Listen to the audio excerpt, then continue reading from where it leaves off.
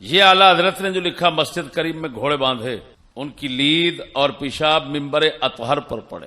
اعلیٰ حضرت کا اس طرح کے الفاظ بولنا یہ بہت بڑی جرات. جو اپنے ارادے میں حرمین طیبین طاہرین کی گستاخی رکھتا ہے وہ اس کے کافر ہونے میں ذرا برابر شک نہیں.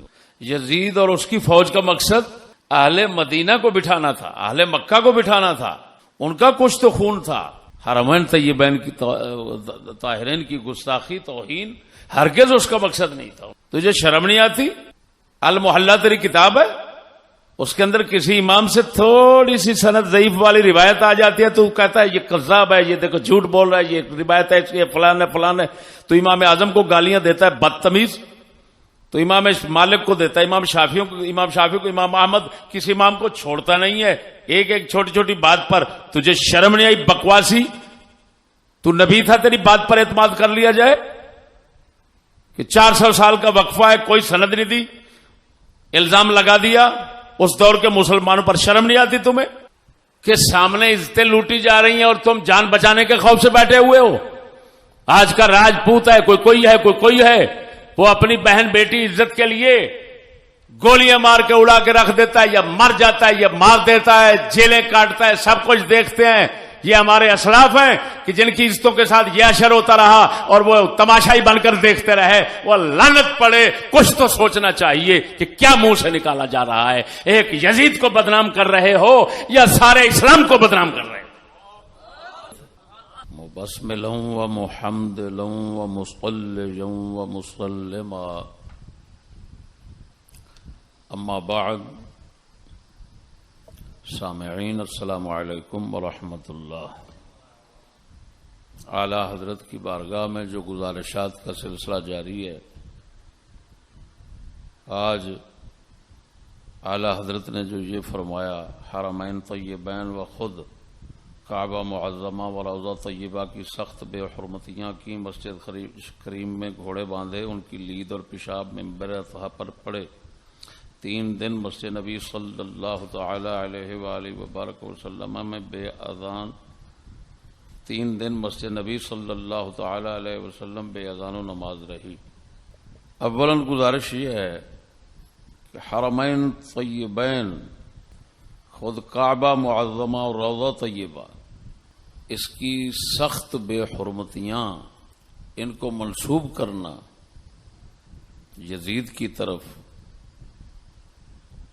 یہ مبالغہ اور غلو اور اسراف ہے جس کی شرع میں اجازت نہیں. کیوں؟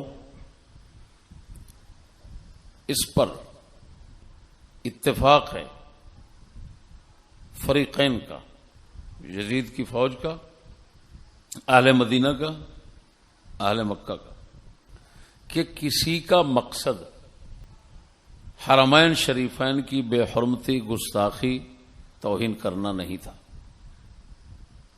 اور یہ عامت الناس پر بھی بات ظاہر ہے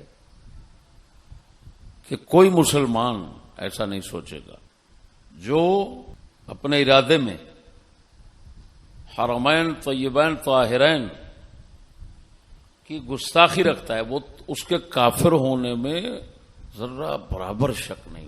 جو ادھر سے اٹھے تھے، کیا ان کو یہ احساس نہیں تھا کہ ہم ایک حاکم وقت کے خلاف اٹھ رہے ہیں، جن کے باپ اور مولا علی کا اتنا مسئلہ، اتنا قتل و غارت تک پہنچا؟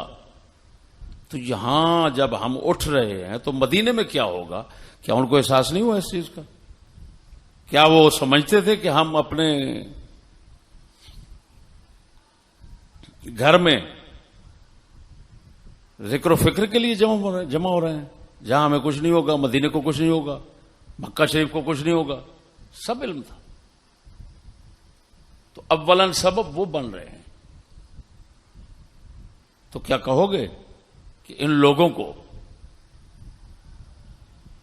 حرمین طیبین یاد نہیں آیا؟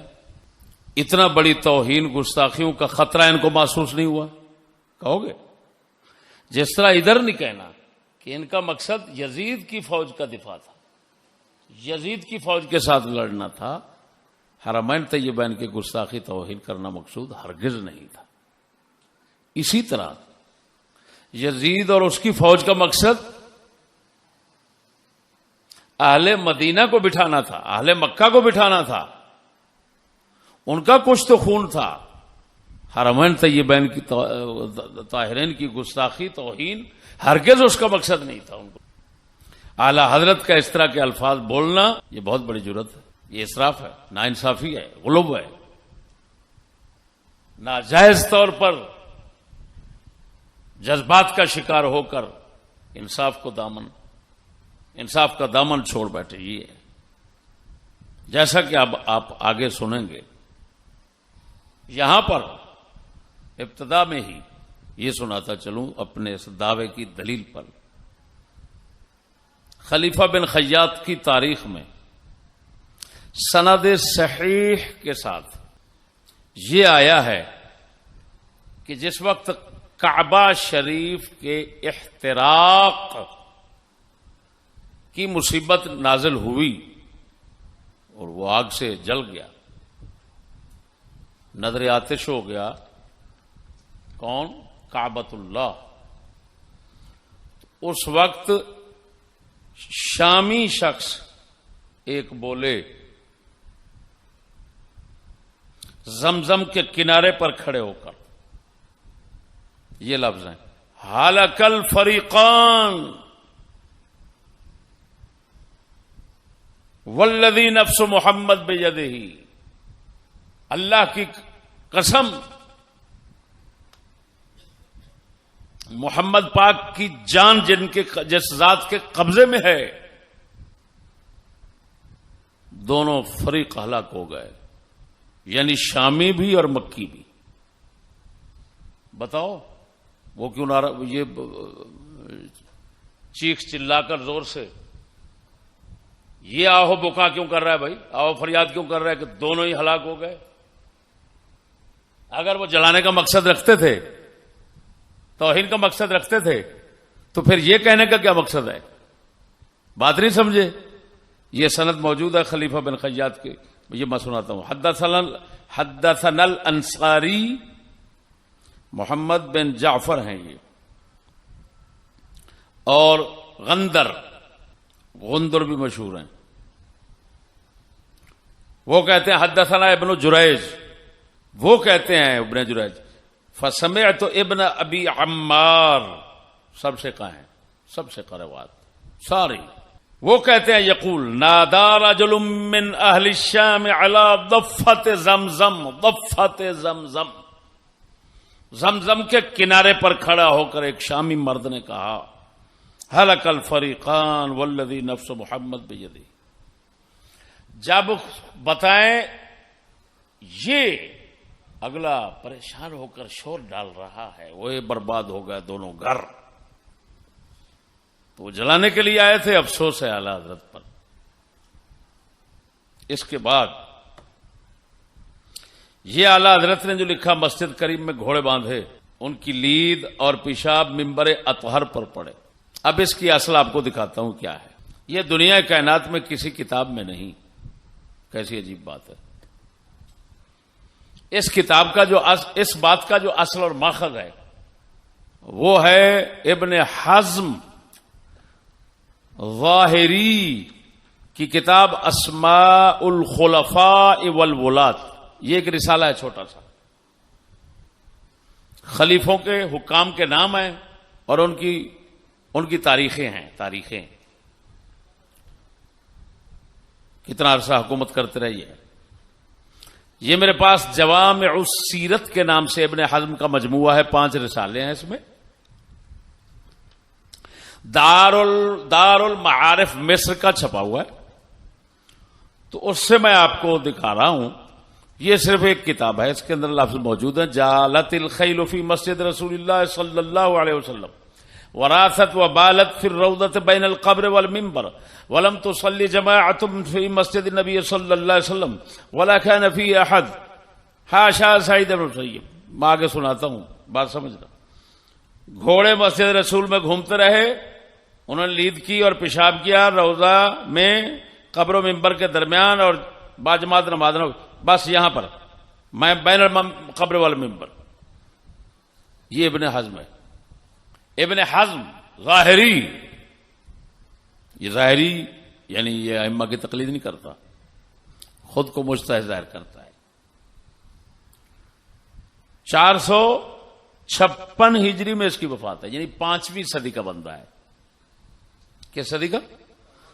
اور حرہ ہوئی 63 میں.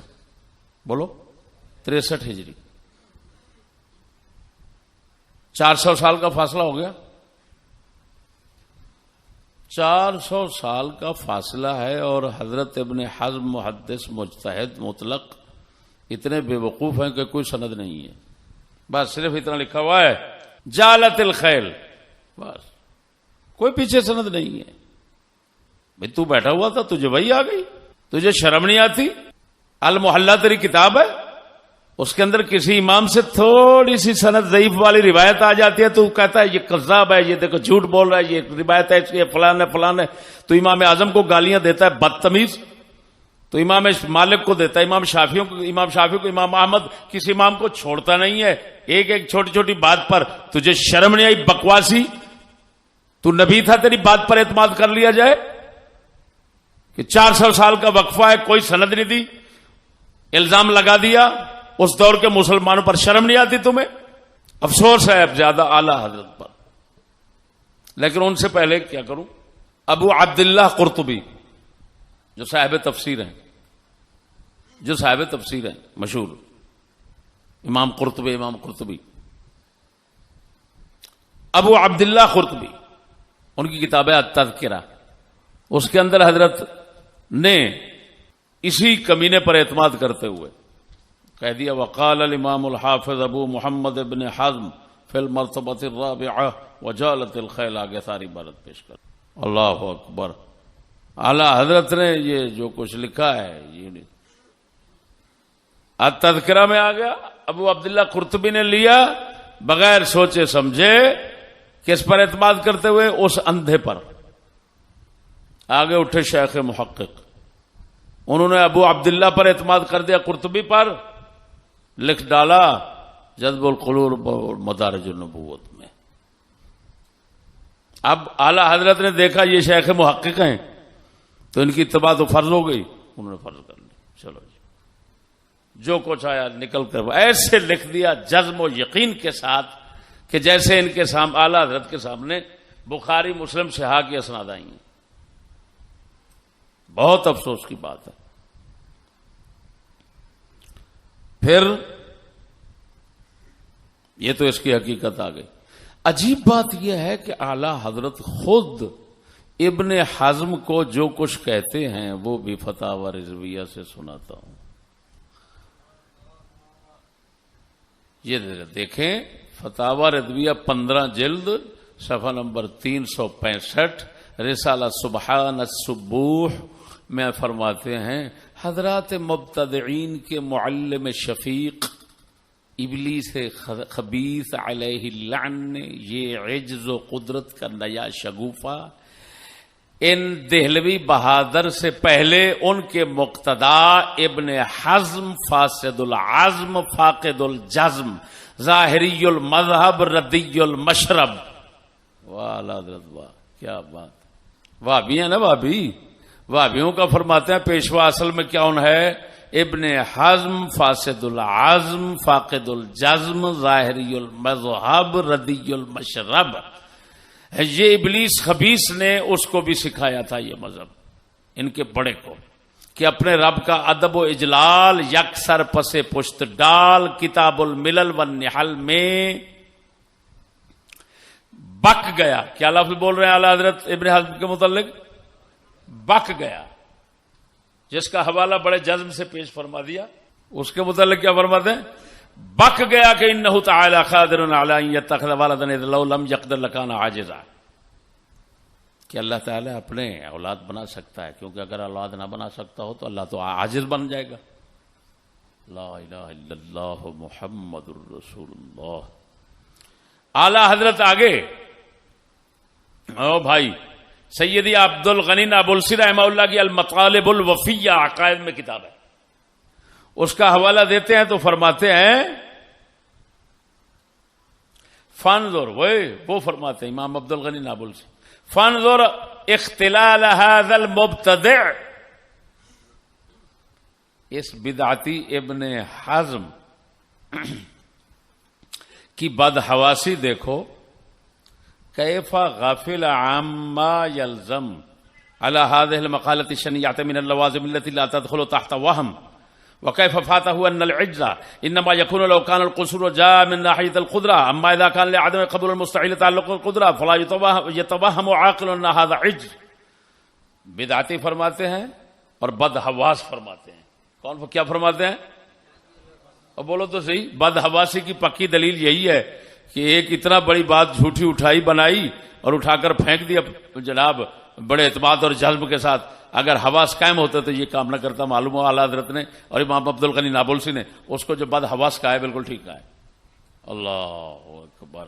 اللہ پھر فرماتے ہیں امام عبد الغنی نابلسی وقع هنا لابن حزم هذيان بين البطلان ليس له قدوة ورئيس الا شیخ الضلالہ. ابن حزم کی یہاں بک نکلی جو بالکل باطل ہے، بطلان اس کا واضح ہے. ایسے ابن حزم کا کوئی پیشوا نہیں سوائے شیخ الضلالہ حضرت ابلیس کے.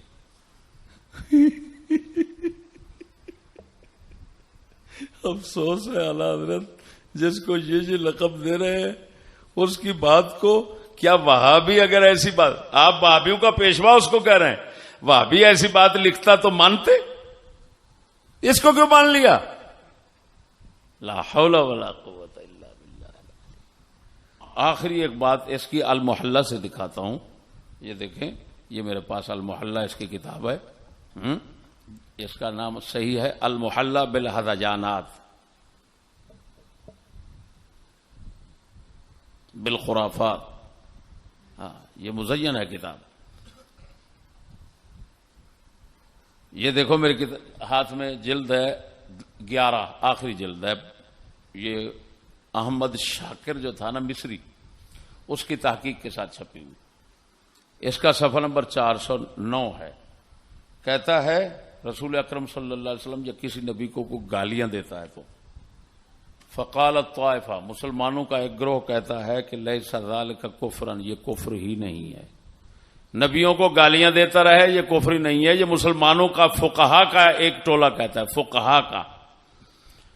دوسرا ٹولہ کہتا ہے کفر ہے. وتوقف آخرون فی ذالک، ایک اور جماعت تیسری ہے وہ کہتے ہیں توقف کرتے ہیں، ہم کچھ بھی نہیں کہتے. آگے ابن حزم لکھتا ہے فَأَمَّا التَّوَقُّفُ فَهُوَ قَوْلُ أَصْحَابِنَا. توقف کرنا اور گستاخ رسول جتنا بڑا مرضی ہو اس کو کافر نہ کہنا اور اس سے چپ رکھنا، یہ ہمارے اصحاب ظاہری مذہب والے، یہ ان کا مذہب ہے. ظاہر بات ہے اہل حدیث تو اصحاب ظواہر میں بھی آتے ہیں، میں ہی آتے ہیں. خیر اب بات کو سمجھنا. اللہ اکبر و کبیرہ. سخت رد کیا اس کا صاحب شفا امام قاضی عیاض مالکی نے شفا میں، اس پر ملا علی قاری نے. اور سراسر جھوٹ ہے. کوئی مسلمان سے ممکن نہیں کہ نبیوں رسولوں کو گالیاں دیتا رہے اور وہ کہے کافر ہی نہیں. پھر فقی ہو وہ خبیث کمینہ، کون سا فقی تو نے دیکھا؟ تیرے جیسے کنجر ہوں تو اور بات ہے. یہ تو ممکن ہی نہیں کہ مسلمان بندہ ہو اور سمجھے خدا رسولوں کو گالیاں دینے والا کافر نہیں، یا کہے میں توقف کرتا ہوں، کچھ بھی نہیں کہتا. مردود شرم نہیں آتی. اعلیٰ حضرت افسوس ہے جو بندہ نقل میں اتنا ذلیل کمینہ ہے، اتنا بے احتیاط ہے، اتنا جھوٹا ہے، اتنا کذاب ہے، اتنا بہتان تراش ہے، اتنا واضح ہے، من گھڑت باتیں بنانے کا استاد ہے. آپ اس کی بات کو ابو عبداللہ قرطبی سے دیکھ کر اس کو مان گئے. افسوس ہے. کوئی اور بندہ کرتا تو یہ عجیب نہ لگتا. اب عجیب کیا، عجیب تر کیا، عجیب ترین لگ رہا ہے کہ آپ جیسے سے یہ واقع ہو رہا ہے. اس کے بعد بات آ جاتی ہے بھائی یہ جو آپ فرما رہے ہیں 3 دن مسجد نبی صلی اللہ علیہ وسلم بے اذان و نماز رہی. اب اس پر آتے ہیں.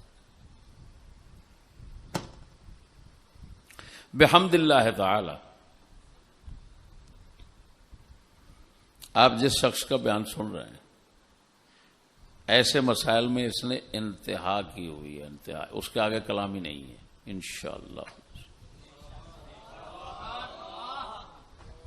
اعلی حضرت نے اگر کہیں ایک روایت دیکھی ہے تو ناچیز نے جتنی روایتیں اس موضوع پر ہیں سب دیکھی.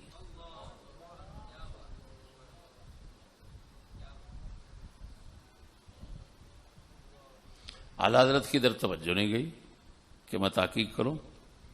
توجہ کرتے تو اللہ اکبر مجھ سے کہیں آگے ہوتے. یہ ویسی بات ہے جیسے امام غزالی حدیث کے باب میں ہمیشہ کوتاہ دست رہے اور حافظ الحدیث نہ بن سکے. کیوں؟ دوسرے فنون میں توجہ رکھی، ادھر توجہ نہیں فرمائی. اگر توجہ فرماتے تو علماء نے لکھا ہے، اگر توجہ فرماتے تو اپنے زمانہ کے تمام لوگوں سے زیادہ بڑے محدث اور حافظ الحدیث ہوتے. خیر، اب میں آپ کو سناتا ہوں کتنی روایتیں ہیں کل، پہلے وہ بتاتا ہوں. مسجد شریف میں حرہ کے موقع پر اذان اور نماز بند ہونے کے متعلق جتنی روایات ہیں وہ کل ہیں 4. 3 روایتیں شرح الصدور فی حال الموتى والقبور میں حافظ جلال سیوطی رحمہ اللہ نے نقل فرمائی، جمع کی. ایک کو وہ چھوڑ گئے، وہ سنن دارمی میں ہے. اب سب سناتا ہوں، پھر ان پر تبصرہ کرتا ہوں، پھر دیکھتے ہیں کہ اعلی حضرت نے کہاں تک ٹھیک لکھا ہے. پہلی روایت جو امام جلال سیوطی نقل فرما رہے ہیں وہ ہے طبقات ابن سعد کے حوالے سے. اخرج ابن سعد عن سعید بن المسیب انه كان يلازم المسجد ایام الحرہ والناس يقتاتلون قال فكنت اذا حانت الصلاة اسمع اذانا يخرج من قبل القبر يعني القبر النبوي صلی اللہ علیہ وسلم. سعید ابن مسیب صحابی فرماتے ہیں کہ حرہ کے دنوں میں میں مسجد نبوی شریف میں رہتا تھا، لوگ لڑ رہے تھے. جب نماز کا وقت آتا تھا میں اذان شریف قبر انور سے سنتا تھا. 5 وقت نماز کی اذان قبر انور سے آتی تھی اور میں سنتا تھا اور نماز پڑھ لیتا تھا.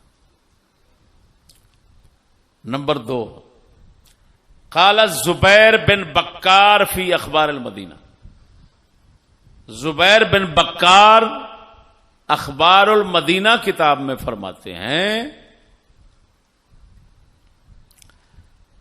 حدثني محمد بن عبد العزيز بن محمد وغيره عن بكر بن محمد انه لما كان ايام الحرة ترك الاذان في مسجد رسول الله صلى الله عليه وسلم 3 ايام وخرج الناس الى الحرة وجلس سعيد بن المسيب في المسجد قال فاستوحشت ودنوت من قبر رسول الله صلى الله عليه وسلم فلما حضرت الظهر سمعت الاذان في قبر رسول الله صلى الله عليه وسلم فصليت ركعتين ثم سمعت الاقامه فصليت الظهر ثم جلست حتى صليت العصر سمعت الاذان في قبر رسول الله صلى الله عليه وسلم ثم سمعت الاقامه ثم لم ازل اسمع الاذان والاقامه في قبر رسول الله صلى الله عليه وسلم حتى مضت 3 وقفل القوم ودخل المسجد وعاد المؤذنون فاذنوا فتسمعت الاذان في قبره ولم اسمعه.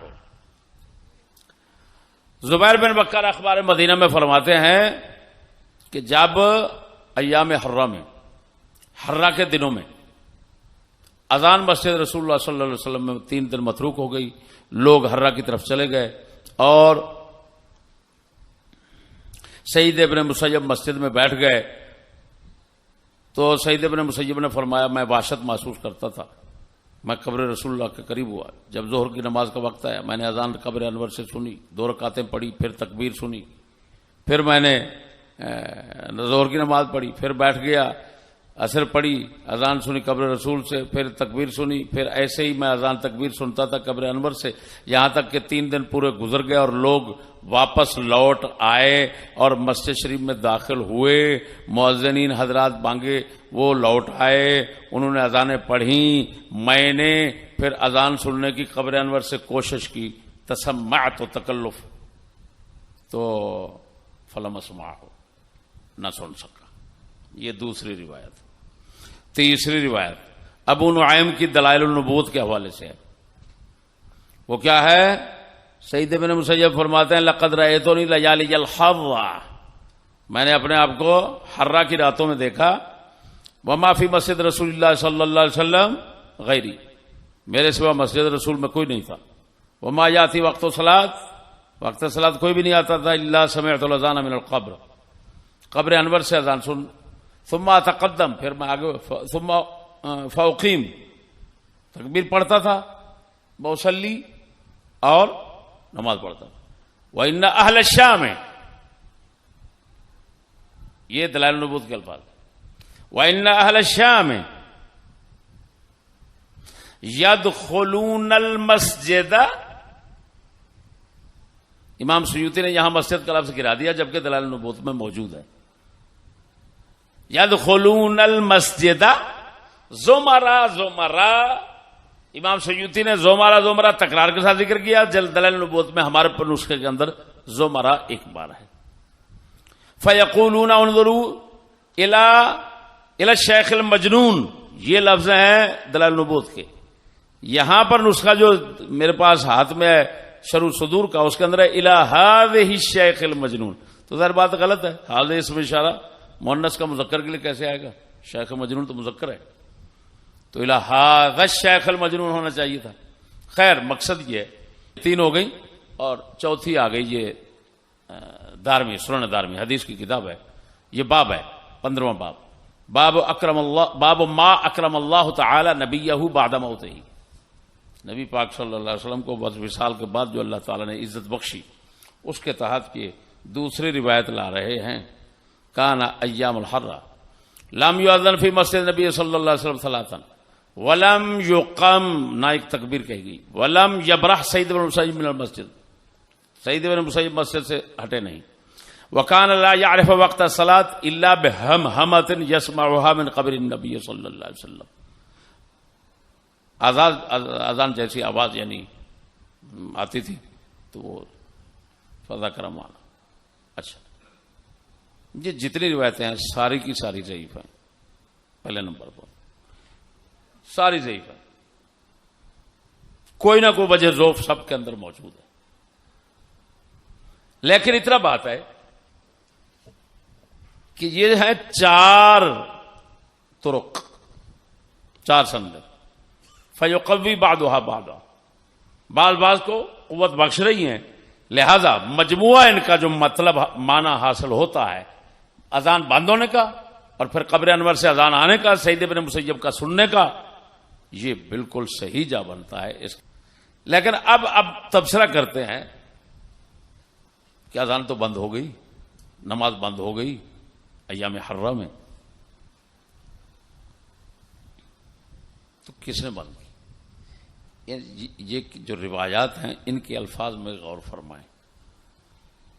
پہلی روایت جو میں نے ابن سعد شرح صدور سے سنائی، اس کے اندر ہے والناس یقتتلون، حضرت سعید ابن مسیب مسجد میں رہے، کیوں؟ لوگ لڑنے چلے گئے، لوگ لڑ رہے تھے، کون سے لوگ؟ اہل مدینہ۔ اچھا، اگلی روایت جو زبیر بن بکار کی ہے، اس کے اندر وَخَرَجَ النَّاسُ إِلَى الْحَرَّةِ وَجَلَسَ سَعِيدُ بْنُ الْمُسَيَّبِ فِي الْمَسْجِدِ، اہل مدینہ نکل گئے کدھر؟ حرہ کی طرف، بات سمجھنا۔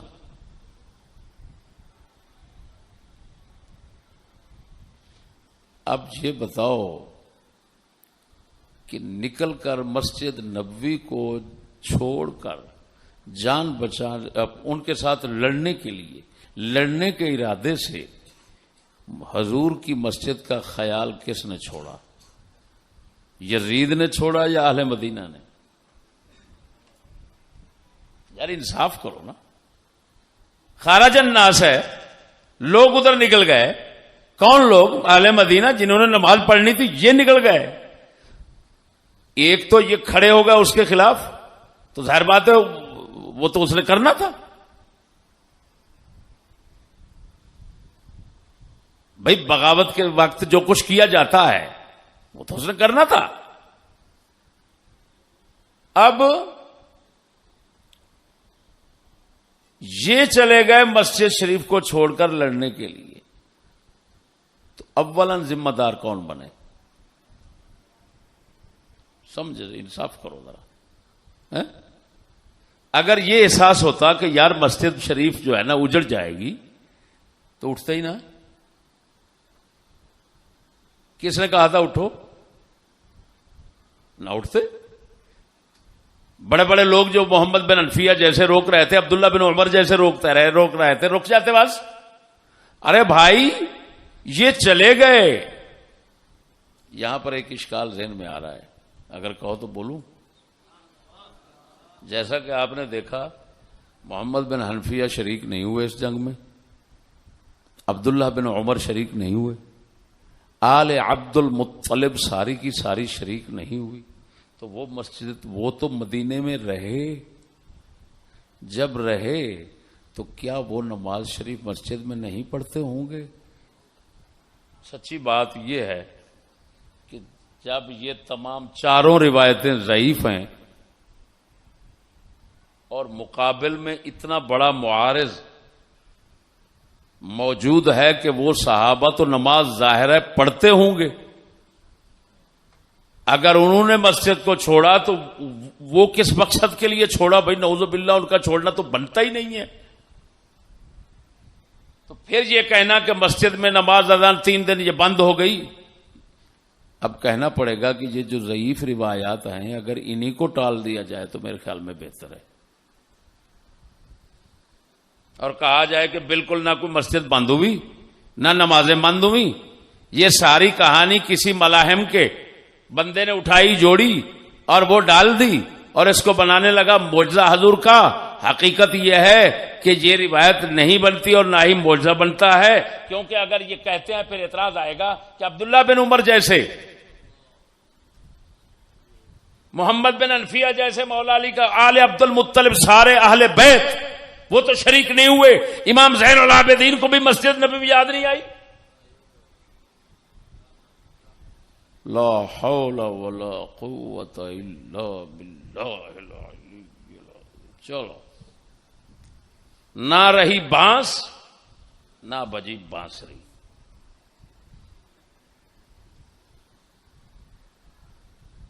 افسوس ہے کہ اعلی حضرت کا ذہن شریف ادھر متوجہ نہیں ہوا.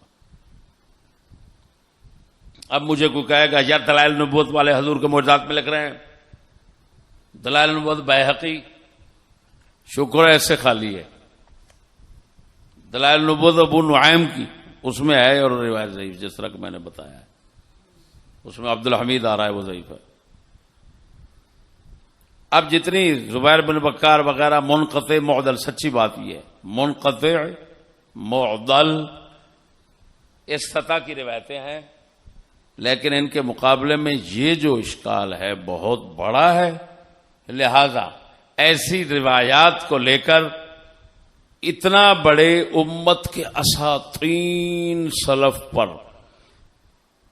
اتہام کا خیال نہ رکھنا بے احتیاط لوگوں کا کام ہے. ہم نے بحمد اللہ تعالی یہ جب ہماری توجہ ہو گئی کہ سیدھی سادی بات ہے کہ تمام اہل بیت مسجد رسول سے باقی رہے، امام زین العابدین مسجد نبوی سے دور رہے، بلا وجہ لڑنے والے وہ لڑ رہے ہیں باہر، یہ اندر بیٹھے ہوئے ہیں نماز نہیں پڑھتے، 3 دن مسجد خالی رہتی ہے، نہ اذان ہوتی ہے نہ اقامت ہوتی ہے، صرف سعید ابن مسیب رہتے ہیں. کیا چکر ہے بھائی؟ تو کہنا پڑے گا ایسا جھوٹا معجزہ بنانے کی بجائے اپنے سلف کو بچا لو. روایات کا حال آپ نے دیکھ لیا. ایسی روایات کو ایسے معارضہ مخالفت کے ہوتے ہوئے قابل اعتنا نہیں سمجھا جاتا. یہ ایک اصول ہے. سمجھ آ گئی؟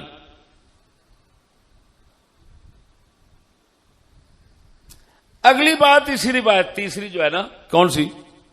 ابو نعیم والی. اس کے اندر عجیب بات بتاتا ہوں آپ کو، اور واقعتاً اس سے پتہ چلتا ہے کہ ایسی روایتوں کی حیثیت نہیں ہے. یہ کیا ہے؟ دیکھو، یہ ابو نعیم کی روایت کے اندر ہے، وَإِنَّ أَهْلَ الشَّامِ يَدْخُلُونَ الْمَسْجِدَ زُمَرًا فَيَقُولُونَ انظُرُوا إِلَى الشَّيْخِ الْمَجْنُونِ. جو شامی لوگ تھے، کون؟ جب مسجد میں اذان تک بند ہے، نماز بند ہے، شامی لوگ آتے ہیں مسجد میں. یہ ابو نعیم کی روایت میں ہے. شامی لوگ مسجد میں آتے ہیں، یدخلون المسجد زمرہ ٹولہ جماعت کی جماعتیں ٹولے کے ٹولے بن کر آتے ہیں مسجد شریف میں نماز پڑھنے کے لیے. اللہ اکبر و کبیرہ. کیا بات ہے بھائی. ہمیں ایسی محدثیت تو کوئی قبول نہیں ہے، منظور نہیں ہے. او میرے بھائیو، جنہوں نے نکل کر یہ لکھ دیا، کم از کم اتنا تو سوچتے بھائی اذان بند ہے، نماز بند ہے، اور شامی لوگ ٹولے کے ٹولے آ کر مسجد میں آ رہے ہیں. کس لیے مسجد میں آ رہے ہیں بھائی؟ لڑنے کے لیے. اور آ کر کہتے ہیں بعد، یہ بندہ دیکھو پاگل ہے، بیٹھا ہوا ہے، پتہ نہیں کیوں بیٹھا ہے پاگل. اچھا، ایک بار کہہ دیا، دو بار کہہ دیا. آتے ہیں ٹولے کے ٹولے آتے ہیں، ہر ٹولہ کہتا ہے پاگل بیٹھا ہوا ہے. تو کس لیے آتے ہیں بھائی مسجد شریف میں؟ لڑائی تو وہاں تھی، مسجد شریف میں کیوں آتے ہیں؟ وہ بھی 3 دن اذان بند رہی، 3 دن نماز بند رہی، 3 دن یہ آتے رہے.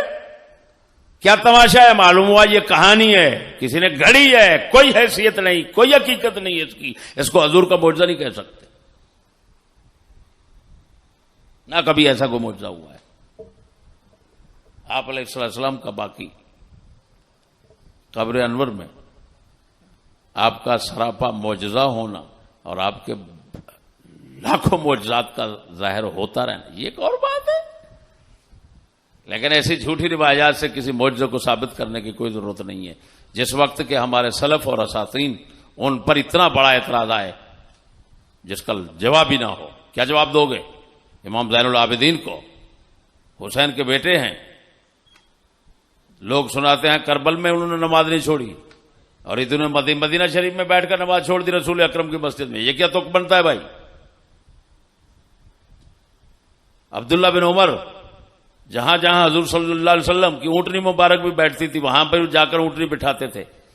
حضور کی ہر سنت پاک جہاں جہاں بھی ہوتی تھی اس کی ضرور نقل اتارتے تھے، اتباع کرتے تھے. تو اتنا شدید الاتباع بندہ وہ بھی مسجد نبی کو چھوڑ کر بیٹھا ہوا ہے. کس مقصد کے لیے بیٹھا ہوا ہے؟ آج آل عبد المطلب جن کے گھر سے دین چلا تھا، ان کو حضور کی مسجد میں نماز پڑھنا بھی نصیب نہیں ہو رہا. لوگ تو باہر لڑ رہے ہیں، لڑنے کی بجائے یہ لڑتے. یہ دشمن جو سمجھتے یزید کو تو لڑتے تو نہیں، چلو نماز تو پڑھتے. ارے نماز بھی نہیں پڑھی، بتاؤ تو پھر اہل بیت کے ہاتھ میں کیا رہا؟ حق یہ ہے، نہ کوئی نمازیں بند ہوئی. مسلمان سے ممکن ہی نہیں کہ حضور کی مسجد شریف میں نمازیں بند ہوں. ہم نے دیکھا جب سیلاب آتا ہے تو ہمارے جٹ لوگ سیلاب میں کوئی نہ کوئی بہانہ بنا کر مسجد میں پہنچ جاتے ہیں. وہ جٹ مسجد میں پہنچ جاتے ہیں. مدینہ شریف کے اتنے عظیم لوگ مسجد میں بیٹھ کر، مسجد کے قریب بیٹھ کر مسجد میں نہیں جاتے. خدا کا خوف کرو، ایسی بے عزتیاں اسلاف کی مت کرو. ہم کسی راوی کو جھوٹا کہہ دیں یہ آسان بات ہے، اور ہم اتنا بڑے لوگوں پر بے دین ہونے کا الزام دیں، یہ ہماری زبان جل جائے، ہمیں گوارا نہیں، ہمیں گوارا نہیں۔ اگر اعلی حضرت اور ان جیسوں نے اس مسئلے پر نہیں سوچا تو خدا پاک ان کو ثواب عطا فرمائے اس خطا اجتہادی پر، اس غفلت پر، اور اللہ تعالی نے اگر ہماری توجہ کرا دی ہے تو بات ختم۔ آخر میں بہت ہی عجیب بات سنانا چاہتا ہوں، پہلی بار میرے ذہن میں آئی۔ اعلی حضرت نے تو کہا یزید اگر کسی نے کسی کو کہہ دیا تو اس پر لان، بس وہ سب کچھ پتہ نہیں کیا کچھ فتویٰ دے دیا۔ عجیب بات یہ ہے کہ خود امام حسین پاک نے یزید کو کربلا شریف میں امیر المؤمنین کہا، اور یہ صحیح سند سے ثابت ہے، یہ صحیح تبری ہے، صحیح تبری کی روایت صحیح کے اندر یہ موجود ہے۔ فناشدهم الحسین اللہ والاسلام ان یسیروه الى امیر المؤمنین، ان یسیروه الى امیر المؤمنین، امام حسین نے اللہ اور اسلام کا واسطہ دے کر ان کو کہا امیر المؤمنین کی طرف لے چلو، فیدع یدہ فی یدہ، میں جا کر اپنا ہاتھ اس کے ہاتھ میں رکھتا ہوں امیر المؤمنین۔ معلوم ہوا یزید کو امیر المؤمنین کہنے والے امام حسین خود ہیں، اور سند صحیح ہے۔ آج کے بعد کیا کہو گے؟ کیسی وہ کہانی بناؤ گے کہ عمر بن عبدالعزیز کے سامنے کسی نے کہہ دیا تو 20 کوڑے مارے؟ کیسے مارے؟ حسین پاک تو خود کہہ رہے ہیں۔ معلوم عمر بن عبدالعزیز سے وہی ثابت ہے، وہ ثابت نہیں، وہی ثابت ہے کیا کہ وہ یترحم علیہ۔ ہاں ایک فدو ہے، کیا بات ہے، شیخ الحدیث ہے، محدث کبیر ہے، ہاں جی علماء جرح و تعدیل میں سے ہے خود، اور ہو سکتا ہے کہ اپنے دور کی میزان الاعتدال لکھ کر جائے۔ اس فدو کا، وہ فدو کراچی کا ہے۔ ویسے تو ہم الجماعت الحمقاء،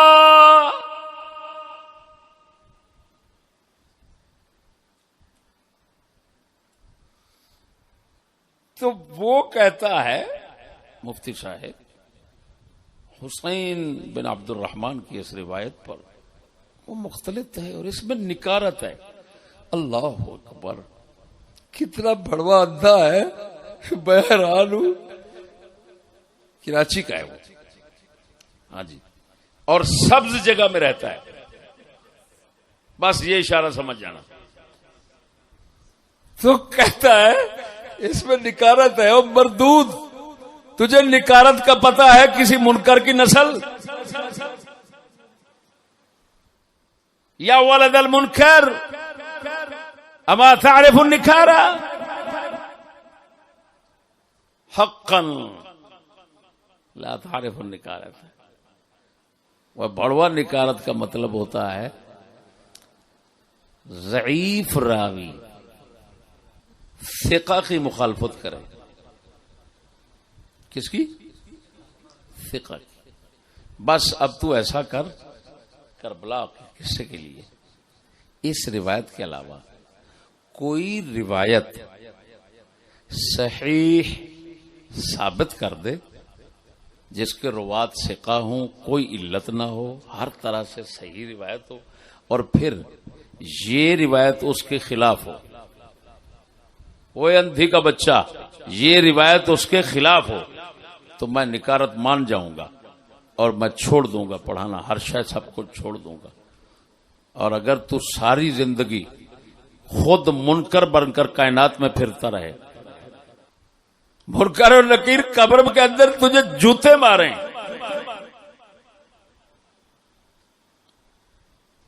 تو پھر میں سچا ہوں، اگر تو نہ دکھا سکے تو۔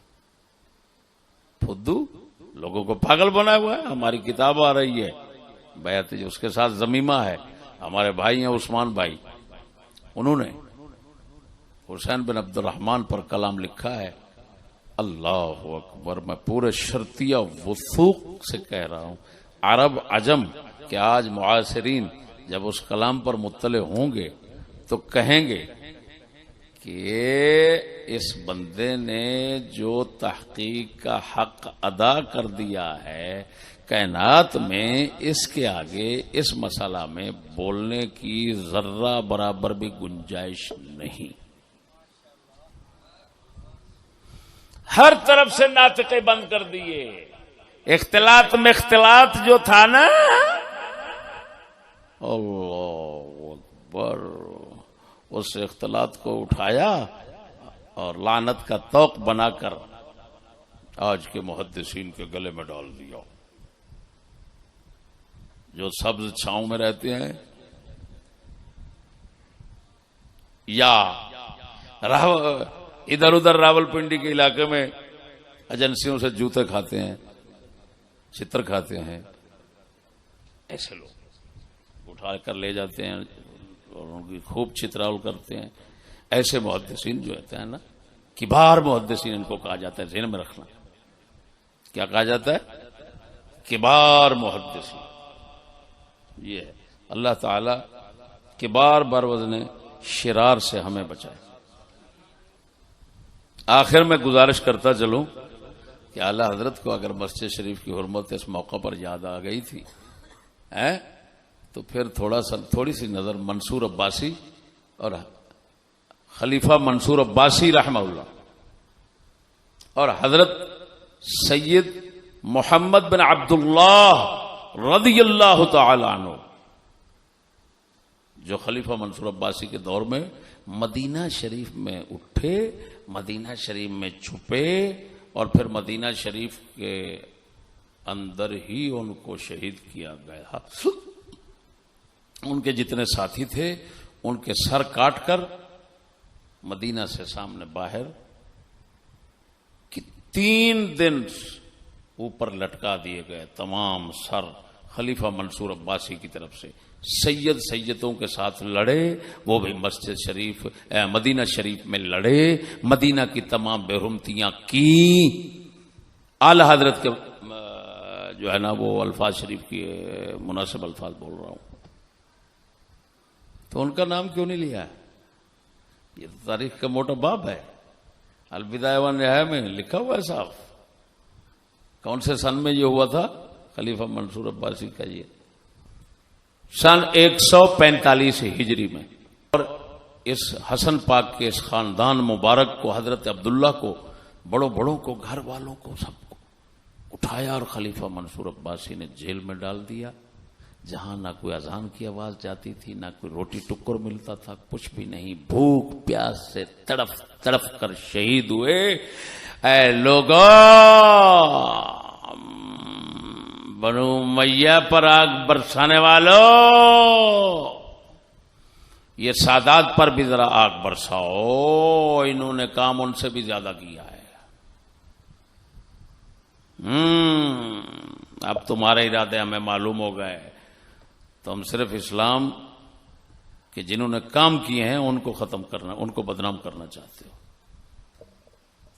فتوحات جنہوں نے کی ہیں، تمہارے ساتھ یہودی وہ بدنام کرنا چاہتا ہے. اللہ پاک پناہ بخشے. آخر میں جب اعلی حضرت نے مدینہ شریف کے بے حرمتی کی بات چھیڑ دی، یزید پر ایک الزام دیا جاتا ہے، اللہ اکبر و کبیرہ.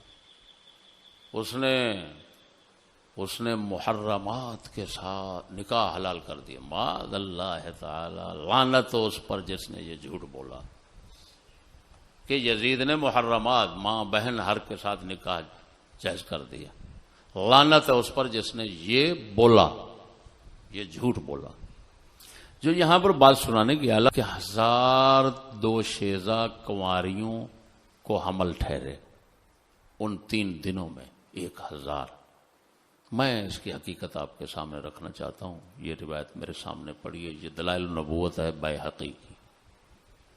اس کے الفاظ آپ کو سناتا ہوں، پھر تبصرہ کرتا ہوں. عن مغیرہ قال انهب مسرف بن عقبة المدينة 3 أيام فزعم المغيرة انه افتض فيها 1000 عذراء. مغیرہ ضبی راوی ہیں، ثقہ ہے. یہ کہتے ہیں کہ مصرف بن عقبہ نے مدینہ شریف 3 دن لٹوایا. فزعم المغیرہ، یہ لفظوں پر ذرا غور کرنا. فزعم المغیرہ تو مغیرہ ضبی نے گمان کیا. زعم وضاحت بعد میں دیتا ہوں کہ اس میں 1000 دوشیزہ کنواریوں کو کے جو ہے وہ پردہ دری عزت دری کی گئی. میرے بھائیو، پہلے دیکھتے ہیں مغیرہ ضبی کون ہے. مغیرہ ضبی ایک راوی ہے جو مادر ذات اندھا ہے. کون ہے؟ ثقہ ہے لیکن مادر ذات اندھا ہے. اب جو بات سننے سے تعلق رکھتی ہوگی اس کا وہ تو راوی اور گواہ بن سکتا ہے. جس کا تعلق دیکھنے کے ساتھ ہوگا اس کا تو نہیں بن سکتا. تو 1000 کے ساتھ یہ ہوا، یہ کیا دیکھ رہا تھا کیا؟ اب بات سمجھنا. جو یہ خود روایت ہے، روایت کرنے والے مغیرہ سے وہ اس حقیقت کو سمجھ گئے کہ یہ گڑبڑ ہے، تو انہوں نے ایسا اشارہ دے دیا لفظ بول کر جس سے گڑبڑ سمجھ آ جائے. وہ آپ کو سمجھاتا ہوں. پیچھے تو آیا انہبا، مغیرہ کہتے ہیں انہبا لٹوایا مصرف بن عقبہ نے مدینہ کو 3 دن. آگے انداز بدل گیا، یہ نیا لفظ ڈال دیا راوی نے. فزعم المغیرہ تو مغیرہ نے گمان کیا، زعم کیا، زعم. اور یہ تمام ہمارے لغت والے لکھتے ہیں زعم زیادہ تر یہ گمان باطل میں استعمال ہوتا ہے. یہ پڑھا ہے، سنا ہے؟ نحو والے بھی لکھتے ہیں.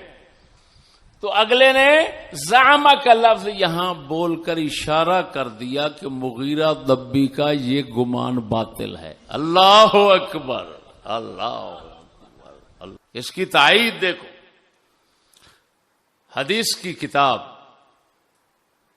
سنن ابی داؤد حدیث نمبر 4972، اس میں پورا باب ہے، باب قول الرجل زعموا. صحیح حدیث، بالکل صحیح سند. اللہ اکبر. ابو مسعود صحابی ہیں،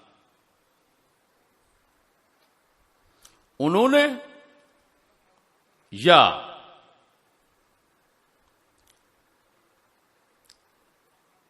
ابو عبداللہ یعنی حذیفہ، جس طرح کہ خود ابو داؤد میں اس کی تفسیر ہے، یعنی حضرت حذیفہ ابو مسعود صحابی سے پوچھتے ہیں یا ابو مسعود صحابی پوچھتے ہیں حضرت حذیفہ سے. ما سمعت رسول اللہ صلی اللہ علیہ وسلم یقول فی زعموا، کہ بتائیے آپ نے زعموا کے متعلق حضور سے کیا سنا؟ انہوں نے فرمایا رسول اللہ صلی اللہ علیہ وسلم، سمعت رسول اللہ صلی اللہ علیہ وسلم یقول بئس مطیۃ الرجل زعموا. بندے کی بدترین سواری زعموا ہے. سفر میں استعمال ہوتی ہے نا سواری، تو اس کو تشبیہاً فرمایا کہ یہ بدترین سواری ہے. اب اس پر شارحین حضرات شرح کرتے ہیں. شیخ ابو الحسن سندھی شرح ابو داؤد، جس کا نام شریف ہے فتح الودود، اس میں فرماتے ہیں الزعم قول بلا اعتماد واعتقاد، وقيل الزعم يطلق على في الحق والباطل والصدق والكذب. آگے لکھتے ہیں والمقصود ان الخبر المروی بزعموا لا یکون عن تثبیت، کہ ابو داؤد کا مقصد اس حدیث کو یہاں پیش کرنے کا اور آپ علیہ السلام کا فرمان، اس کے مقصود کیا ہے کہ زعموا کے ساتھ جو خبر آئے گی نا، جو روایت زعموا کے ساتھ آئے گی، لا یکون عن تثبیت، وہ اس بات و تثبیت کی بعد نہیں ہوگی، اس سے پہلے ایسے اڑا کر پھینکی ہوگی، بل عن شک و تخمین، شک اور اندازے اور تکے سے ہوگی، ومثلہ قبیح ينبغي الاحتراز عنہ۔ یہ تو جو زعما کے ساتھ روایت آئے گی وہ قبیح روایت ہوگی، گندی روایت ہوگی، اس سے احتراز مناسب ہے۔ یہاں ينبغي واجب کے معنی میں ہے، یہاں یہ انبغاء جو ہے وہ فرض سے لے کر یہ استحباب، اور لا ينبغي کراہت سے لے کر کفر تک کے لیے استعمال ہوتا ہے، ذہن میں رکھنا، اس کو آسان نہ سمجھنا لفظ کو۔ وقیل یستعمل زعموا فی موضع التکذیب، خیر یہ میرے ہاتھ میں ہے الآداب الشرعیہ ابن مفلح کی رضی اللہ تعالیٰ عنہ، تو اس میں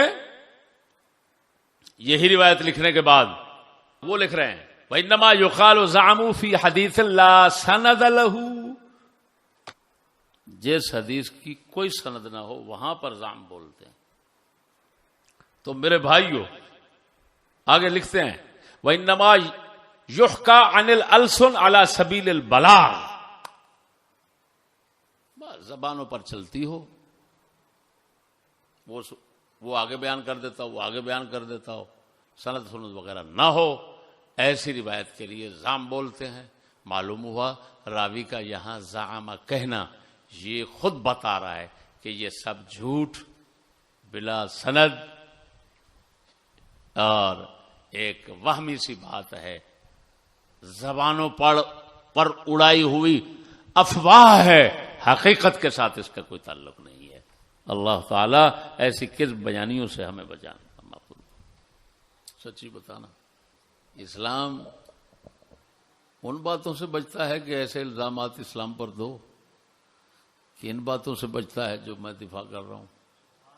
سچی بتانا، ایک افواہ تمہارے گھر کی کوئی اڑائے، جو اس کو آگے بیان کرتا رہے وہ آپ کو اچھا لگے گا، جو کہے کہ یار جھوٹ ہے سراسر وہ اچھا لگے گا؟ سچی بتانا اپنے حال کو۔ ہم نے تو اللہ پاک کے فضل سے بس دل سے پوچھنا ہوتا ہے، صحیح بات ٹک دل میں آتی ہے، دوسری کو دل مانتا ہی نہیں۔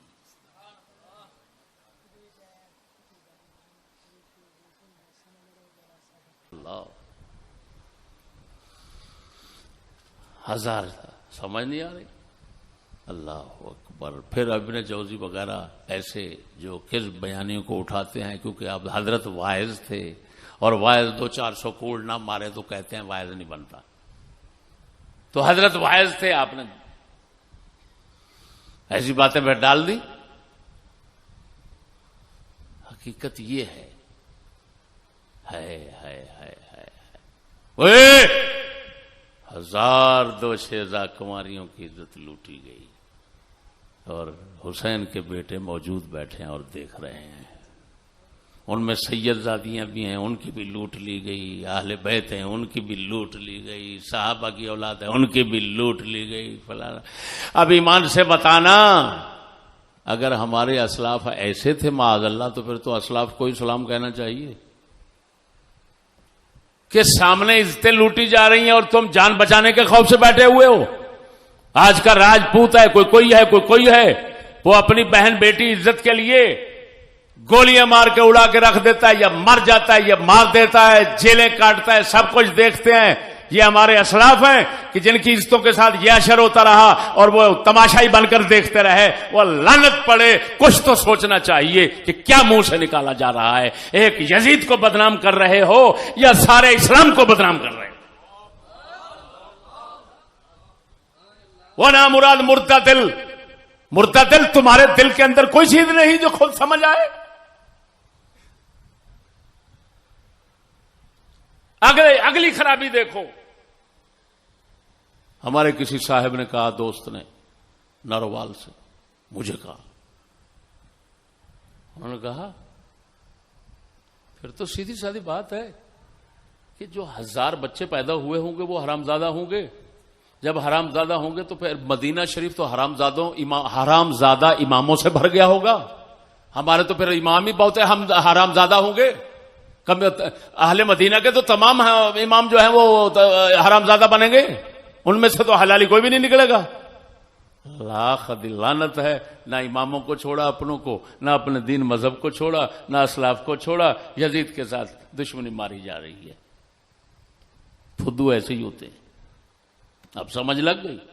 हमें पता है इमाम अहमद बिन हंबल फरमाते हैं मलाहिम में सबसे ज्यादा झूठ चलता है। मलाहिम किसको कहते हैं? लड़ाइयों को। लड़ाइयां जब होती हैं तो इधर वाले 1000 बंदा झूठ बोलता है उनके खिलाफ, वो झूठ बोलते हैं इनके खिलाफ। ये वही रीत जिंदा की गई है, वही रीत चली है। 1000 का ऐसे किया गया, मुहर्रम का ऐसा कर दिया, फलान कर। शर्म करो, लानत लेने के लिए बैठे हो। शुक्र है खुदा का, मुगीरा दब्बी से अगर ये गफलत हुई तो अगलों ने, रावियों ने ही अपने दिल की आवाज सामने कर दी। उन्होंने कहा ज़ामा, एतमाद ना करना, हम कह रहे हैं ज़ामा। अफसोस है आला हजरत दलाइल नबूवत के लफ्ज पे गौर नहीं फरमाया था। क्या ये नहीं लिखा हुआ ज़ामा? क्यों लिखा हुआ है? मालूम हुआ सुनी सुनाई पर ये सब कलमें चला जा रही हैं। ओ भाई, हुजूर सल्लल्लाहु अलैहि वसल्लम फरमा रहे हैं खैरुल कुरून करनी। इमाम अहमद किताब सुन्ना में फरमा रहे हैं यजीद इनमें शामिल है, सारा यजीद फीहिम, साहब फरमा रहे हैं। तो अगर बेहतरीन दौर में ये हशर होता रहा तो फिर हमें बताओ तो सही, बदतरीन दौर को बदतरीन क्यों कह रहे हो? ये तो बेहतरीन का हाल है। वह खुदा का खौफ करो। इसको रसूल अकरम ने बेहतरीन फरमाया है, मुमकिन ही नहीं उसके अंदर ऐसी खुराफात, बकवासात, लानतात का होना। अगर कोई कहे लानतात कौन सी जमा है, मैं कहूंगा जिस तरह ये तुम्हारी बकवासात हैं इसी तरह मेरी लानतात ये आपके हाल के मुनासिब जमा है, वरना आती तो लानात समझ नहीं आ रही। ये ताज वाहिद की ताबी जिक्र कर दी और जमा मुन्नस की जिक्र कर दी, इज्तिमा जिद्दन कर दिया, लानतात कह दिया। ये सिर्फ आपको दिखाने के लिए कि आपका हाल ऐसा ही है। मौलाया सल्ली व सल्लिम दाइमन अबदन अला हबीबिका खैरिल खल्क़ि कुल्ल। अगर कोई माई का लाल हुकूमत में से हमारी बात का कोई तोड़ पेश कर दे तो हमें बेशक फांसी दे, तोड़ पेश करें। जो हम कह चुके हैं उसका तोड़ पेश करें। हम खून माफ करते हैं और अल्हम्दुलिल्लाह आपको पता है ना आज तक कोई तोड़ कर सका और न कोई माई का लाल पैदा हो सका। फजले अहमद जिंदाबाद, फजले अहमद जिंदाबाद, फजले अहमद जिंदाबाद, फजले अहमद जिंदाबाद।